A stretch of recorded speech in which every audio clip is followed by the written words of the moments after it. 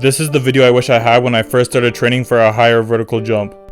I've been doing this jump thing for a minute now.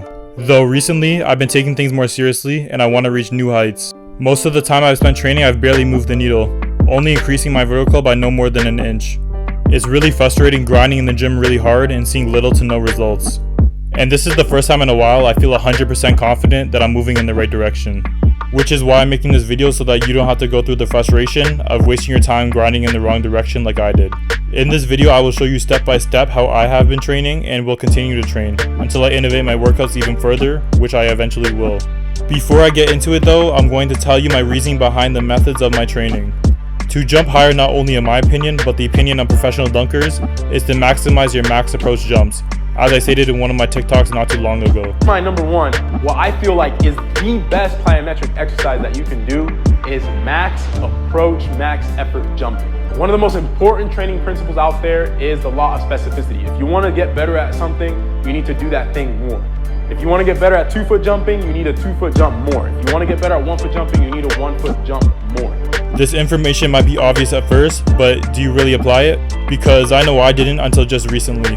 The main goal of each stage of jumping that I'm about to show you is made with the purpose of you being able to maximize the amount of max approach jumps you do while reducing barriers such as injuries, joint pain, and cramps. Now with all that out of the way, let's start the video.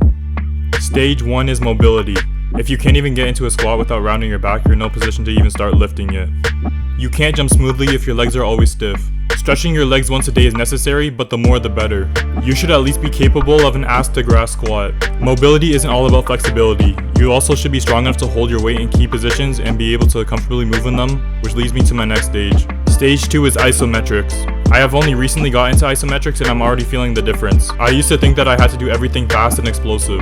Isometrics are slow, boring, and not as fun, but has been the number one reason for why my knees are not hurting as much as before, which has allowed me to get in more quality max approach jumps. You need to be comfortable holding the positions where your joints are the most vulnerable, which is why stage 3 is about triple extension. If you don't know what triple extension is, it refers to the 3 pivot joints when you're jumping or running, which are the hips, the knees, and the ankles. I used to think that triple extension was just magic words that people use to sound smart, but I was wrong. When you're jumping, your hips, knees, and ankles are the most vulnerable to injury, because that's what connects the tendons, which connects to the muscles. All the stress and force runs through your joints every time you jump, and if they are not strong enough, it does not matter how strong your quads are. Your joints are like limiters, keeping your muscles from utilizing their true potential, kind of like the 8 inner gates.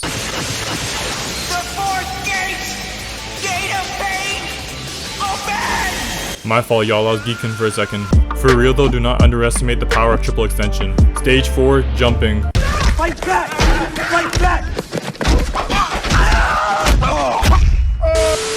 The whole point of stage 3 is so that you can stay in stage 4 as long as possible. Like I said in the beginning of the video, if you want to jump higher, maximizing the number of max approach jumps is the key to jumping higher. FYI, dunking counts as max approach jumps. Not much to say about jumping, it's pretty self-explanatory. I would try to get in 50 max approach jumps every day, or about 300 a week. You should also try different techniques of jumping, such as off 2 feet, off 1 foot, or even standing dunks.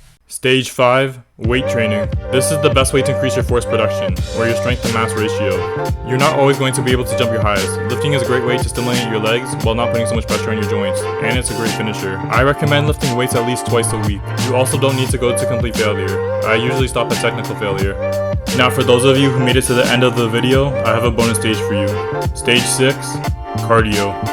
I did not include this in the 5 stages because you don't actually need cardio to jump higher, but it is something I do highly recommend. You might have heard that fat don't fly, and it's 100% true. The leaner you are, the better it is for jumping. In high intensity sports like jumping, every percent off your body fat count will matter. Not only that, but you're going to be able to train that much harder when your cardio is up to par. Well, that's it for the video. I got a workout to do, so I'm out.